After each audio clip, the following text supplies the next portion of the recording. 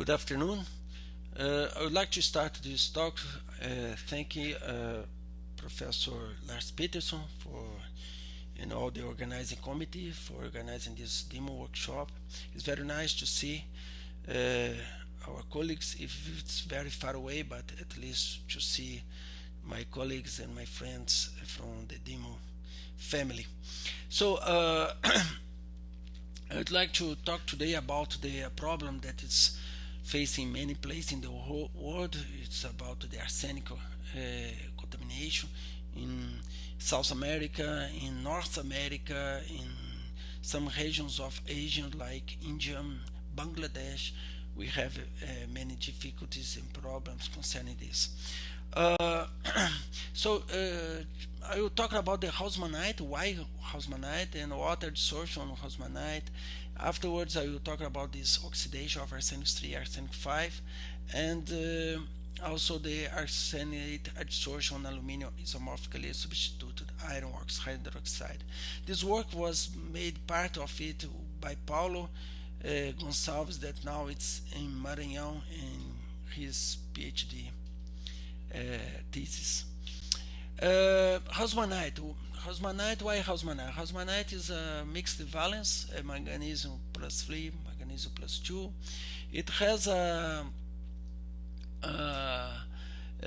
used to remove of dyes, pollutants. It has been also used as a heterogeneous photocatalyst, and recently they were able to synthesize nanocrystals of these materials, so you can somehow control the size of the system and also to make a fine-tuning of this photocatalytic activity of these materials. Also has been used for the retention and mobilization of the hazardous inorganic ions. So that's why we are interested in this material. And probably Lars will remember that we have visited this lake here in Brazil, in north of Minas Gerais, where we have this site of Kinross, Paracatu, Minas Gerais. Is a gold mining, and this actually is not a lake; it's a tailing dam, where you have here the water, very clear water, very clean, but you should not drink it because it's full of arsenic. And what's important to know is that the arsenic-3 is very mobile. It's the most toxic species, and while the arsenic-5 is easily adsorbed on oxide. So that's why we want to keep arsenic-5 on the environment. So Hausmannite, what is that? It's a spinel type structure with like tetrahedral arrangement. It has a John Teller distortion here in this octahedral that's made with magnesium plus 3. You have tetrahedral sides with magnesium plus 2. So this is typically the structure of the magnesium, the Hausmannite, and that's the system that we want to study. I would like also to call your attention that most of the lakes are between the pH between 5 to 8 to 9. So the species that are present here is mostly arsenic-3, and just two species here, that's the protonate. This is a very weak acid, that's why it's completely neutral. So our approach was use the FT plane wave calculations using as it's implemented in the QuantEspresso package with this protocol that most of you are used with it. Okay, so let's try to see what's happening. So this is just to show that we are able to reproduce at least the geometrical parameters of the system, and also we have also studied here the band structure of the material, where we have here the band structure with the indirect band gap, and also we can see from the density of states that most of the valence band is we have contributions from the magnesium plus 2 as expected, and the red one is the conduction band, where we have mostly from magnesium 3 plus. Okay, with this in mind, because this is very important for the adsorption and things like that, for the reactivity of the system. So we had also done the topological analysis of the system to see all these bond critical points, and what is maybe the message that we have out of this is that actually this system is has a quite large covalent character, as you can see here for the ionicity, and also all of these parameters lead to this observation. We can see here also some distortion of the density of the electron localization function, which shows some this covalency. But what we are interested in on the surface, so we have investigated all of these 6 directions, and we have applied this methodology that we have developed and published here in this paper, where we try to see how is the relaxation between each of the surface that is formed from the cleavage. Concerning that, we have here shown that actually the 001 is the most stable for the cleavage. We have quite large relaxation, but still the surface energy that emerges from here is mostly the most stable is 001. So we can from this interpret that the surface that are most available for the adsorption is the 001. That's our approach. So let's keep one eye on this 001 surface. So we have here the 2 surface. This is the slab that we have used. We have here the iron plus 2 on the top. What we call here is a 001 hash 2. This number 2 and surface 1 with the manganese plus 3. We just did that because of the fact that is a lack of creativity. So that's why we name just 1 and 2. It's easier, we go further. So concerning the water adsorption, we started to study these 3 mechanisms of water adsorption, molecular on this acid site here, and by hydrogen bonded, and also for dissociative process where you have some breaking bound here between OH. From these 2 surfaces, they are here, and what I would like to show is that actually when we see the adsorption of 1 water molecule here is probably the hydrogen bond, and the molecular adsorption on top of the magnesium 2 plus is the most stable. This is quite surprising to us, because actually we would expect that the water is more favorable on magnesium 3 plus. However, we decided to study the monolayer, so we put many water molecules on top of the surface in all the sites that is available, and we calculate the adsorption energy of this as average, as we showed here on the surface, divided by the N water. And what emerged from that is actually what we have here is that the adsorption energy, the average adsorption energy, is very close to the 2 surface. This means that the water is adsorbed on the 2 surface mostly equally, is equally favorable. Also the hydrogen bond is quite favorable, but what is interesting also that the dissociative path is not so far away, so we could imagine that they have some adsorption on this. Okay, let's talk about the adsorption of the arsenic-3. The arsenic-3, we have here it's usually monodentate with some hydrogen bonding, and what we see here, this density here is the difference of the electron density, just to show that how the flow of the electron density goes to the surface as it is expected, and also to the both surface it's always monodentate, surface, and the presence of the water is quite nice because you have this hydrogen bond and makes this delta G adsorption much larger. Okay.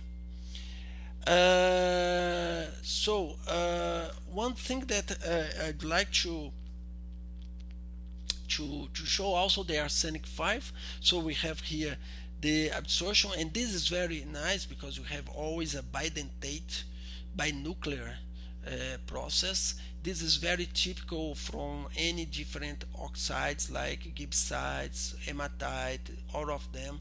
We have many experimental data from that. We have even investigated this experimentally using XRFs that shows clearly that it's adsorbed on this system. Also from the manganese plus 3, manganese plus 2. So what's emerged from this? Okay, this is the most stable absorption process, much more stable than the others, but now we have to think about the oxidation. So we start to think about how the water is dissociated on this system. And actually we can see here that the water is dissociated passing through a barrier that's about 15 kcal per mole. And how about the arsenic 3? Because if it is deprotonated, the adsorption energy will be much larger. And what we see that the process of the deprotonation, one deprotonation and the second deprotonation, is passed through a much larger barrier. So this means that the water and the arsenic 3 on the surface, they have very similar behavior concerning the protonation or concerning the adsorption. This is something that we have to keep in mind to understand why the arsenic 3 is so mobile on the environment. When you see the oxidation process here, we can see that the first part we like to see the arsenic 3 to arsenic 5 is the deprotonation, the process of adsorption, and afterwards we go to the some movements of this molecule, and so it goes through this barrier of 58 kcal per mole, and so we start to this molecule here goes to bind the arsenic, lose one hydrogen to one of oxygen on the surface, and it starts to oxidize. And so this is a precursors. Afterwards it goes here and it starts to make the system. So this is for the 2 surface, and the surface number 2, and which is the most interesting. However, when we look on the surface on top of the manganese plus 3, let's remember that if arsenic is oxidizing, something that has to reduce, and so this electron density has to go to somewhere. So in the previous one is you have the manganese plus 2, but now we have manganese plus 3. We see that the things change quite a lot. The first that we have this water molecule here. Why? Because it's adsorbed, it's deprotonated, and so this OH can bind to the arsenic. When it's bind to the arsenic here, we see that the charge that before it was about 2.97, it goes to the 3.40, and it's increase and decrease the adsorption, the charge density on top of the magnesium, and in the final stage you have the arsenic almost with plus 5, and manganese is about plus 2. So this change here, you see that is very important here. The message that I want to give you here, that without the water molecule, this barrier will be much larger, because you have the water molecule in order to be able to make this oxidation to happen. Okay, we have observed this in many other works that we have published concerning the pyrite, arsenopyrite, all of this mechanism of oxidation. Always the water is something that you have to keep in mind that it has to be present.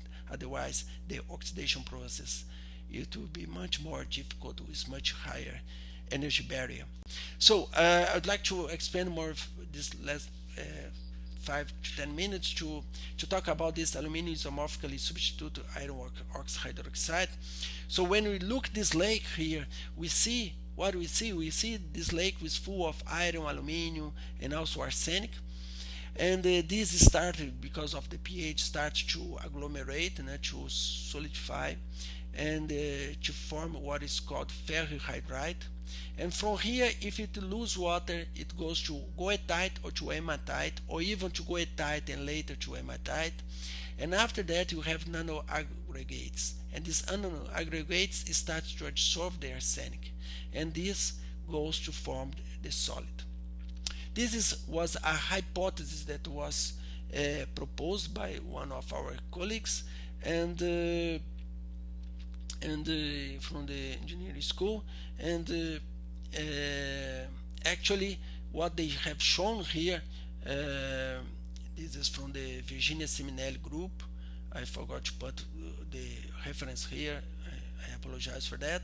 But what we can see here is that the iron, we have the iron, we have the aluminum. This is the ADS procedure, and this is the aluminum. You see that we have aluminum, or it is aluminum substitute by, and we have here the arsenic.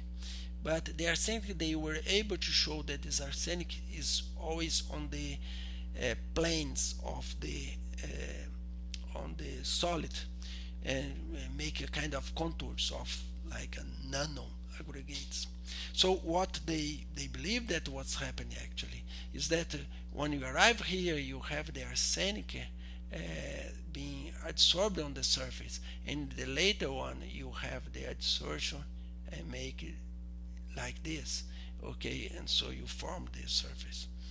Okay, ferrihydrite is really tough system. Why? Because it's a very disordered system. So it took to us some time to really prepare some model, a chemical model that could explain it, could reproduce all the system that we are investigating.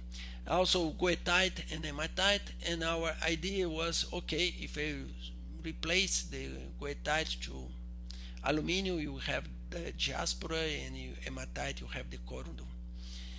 And our approach was that we make this kind of reaction, like the hematite here replacing aluminum and giving this a system that is iron aluminum by replaced by some percentage. But we would like to see the thermodynamic analysis. Okay, we did it many other type of analysis, but what we would like to focus here is the thermodynamic analysis that is I like very much, because first of all, what we did is that we make this free energy, Helmholtz free energy. We include even the part of the magnetic entropy that is lost during the replacement of the iron by aluminum, and we have here the contributions of all of this to the delta G. The black one here is the delta G of the goethite and hematite. But however, we see here this is we see that usually it's positive, there is no minimum, so it means that the hematite is the most stable without any substitution. But actually what we have in the lake is a solution with full of aluminum, and so you have a chemical potential of this species in solution. So we'd like to go in this direction, and so what we did is that we have a thermodynamic analysis, and first of all, we calculated the standard delta G of the reaction with respect to this to the species in solution. So it's such a way that we can have the iron plus free, aluminum plus free, plus water, giving the species that you want. So this was just as thermodynamic analysis. We use some experimental values to get this together with our calculations. This is the approach that we have used, but as we would like to show is to put this as with respect to the chemical potential. So this is the iron plus 3 that is given by that. We have the proton here that is given by with respect to the pH, and the water that's given, the chemical potential is given with respect to the water vapor pressure, partial pressure of the water on the system. And we have to remember that this iron plus 3, we are talking about the free iron, and we have to think about that the iron and aluminum can make hydrolysis on the solution. So we took this everything into account, and we simulate everything together with that. So what comes out from this analysis, that we have this kind of the behavior. We have many, I don't have time to explore everything, but just to show that hematite and goethite, we have here showing that actually goethite is the most stable, but when you have a lake with low water humidity, so the the hematite start to be more stable here in red from dot 4. This is very typical what we found from the experiments, and we can also explore in different way how this change the delta G with respect to the X, also with respect to the concentration. But what is interesting is that we have a range of pH here where the delta G is the most negative, most ergonic one. So this is why it's makes the system is the most favorable to form and to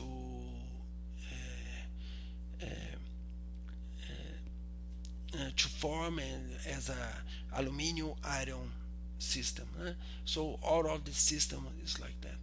Okay, so that's interesting. And but how about the absorption of the arsenic-3? So the absorption of arsenic-3, we did it the same, but now I'd like just to call your attention that the delta G is we did this approach here, but we try to include the chemical potential of the arsenic-3, the chemical potential of the, here is arsenic, sorry, arsenic-3 4, arsenic-5, sorry, the H3ASO4. We have the pH here calculated as fair, but we have also included here a contribution of the PCC of the surface, because the surface acts as like a weak acid. So it depends on the pH, it will be more positive or more negative on the surface. So how we include that? We just approach it as it was a weak acid, so we know that the K can be provide like this equation here, and from that we can calculate how the surface is protonated, and from this we can use this equation to get the delta G of absorption of each species, and so we make an average concerning the concentration of each of these species on the medium. And what's shown here, and this is a preliminary results, but at least I'd like to show that we have a minimum here around 8.5 from some of systems, and some minimum around 8, so it's moved a little bit here to the lower pH. And this means that the systems here is this change is most related to the PCC of the surface that's changed concerning the pH. Okay, and this is very good agreement with the fact that, as this paper showed here, that it's the load of the arsenic is decreased when the pH increase above 8. So that's what's showing here with this increase of the system. Okay, this is what I would like to show, and so with all of this in mind, we come to a final end where we can take some conclusions. Here we place here in blue is the adsorption of water, and this is arsenate, okay, with the two species here. What we have seen for all of these hematite and goethite is that always the arsenate will adsorb stronger than the water. But however, when we see here the ferrohydrite, that's not the case. This means that if you have the surface, the water can replace the arsenate in such a way that the arsenate can be remobile. But the ferrohydrite is just the beginning of the formation of the solid. This is the really moment where you have the easy way that the system can remobilize the arsenate. When it goes to goethite and hematite, so the arsenate is more immobile, is more immobilized. Sorry for the English. Okay, that's what I would like to show. So what we learned up to now, that actually from this aluminum and the change of the humidity, pH, ion concentration will change the thermodynamics, but still the separation of the two phases seems to be favored.